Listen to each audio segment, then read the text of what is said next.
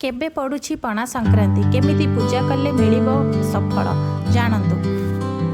पणा संक्रांति बा महाविषुव संक्रांति ओडिया नुआ वर्ष भाव में पालन करा जाए। आजिठारु बसंत ऋतुर शेष और ग्रीष्म ऋतुर आगमन होता है। ओडिया पत्रिकार गणना अनुसार महाविषुव संक्रांति को ही वर्षर प्रथम संक्रांति भाव में ग्रहण करा जाए। चलित वर्ष पणा संक्रांति आसंता 14 तारिख सोमवार दिन पड़ुछि। एही दिन वर्षा आरंभ होइथिबारु ओडिया परिवारर देवदेवींठारे स्वतंत्र पूजा भोग होम आदि करा जाइथाय। एही समय रे सूर्य किरण वृद्धि पाइबा सह हजम शक्ति मध्य वृद्धि पाइथाय। गरिष्ठ खाद्य हजम होइथिबारु पट्टू छतु परि गरिष्ठ खाद्य पदार्थ ग्रहण पाई आयोजन होइथाय।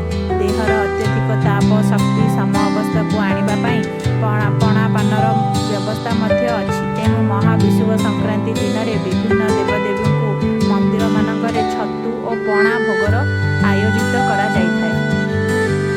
एही दिन साई पड़िशा बंधुबांधव ब्राह्मण मानक पणा दियाजाए। तेणु एही दिन को पणा संक्रांति बोली मध्य कुहाଯାଏ।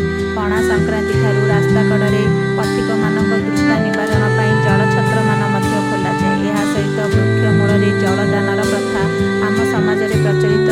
सेथिपाई हिंदू परिवार रे चौरारे पूजा पाउथुबा तुलसी वृक्ष उपरे झामुडाए करी घड़े जल रखी तार निम्न अंशरे सरू कणिकार सूक्ष्म धारे जलदान करा जाइथाय। एही संक्रांति परठारु वृक्ष जगत एवं जीव जगत को जल प्रदान करा जाउथिबारु एही संक्रांति अन्य नाम जल संक्रांति बोली मध्य कहिथाय। एही संक्रांति परठारु वायुर गति मध्य प्रखर हुए। उभय अग्नि और वायुंक प्रकोपरु रक्षा पाइबा पाई एही समय रे हनुमान जयंती मध्य पड़िथाय।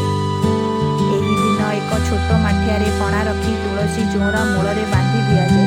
माठियारे थिबा छोट कणारू धीरे धीरे पानी झरे जहाँ वर्षा को सूचाई थाए।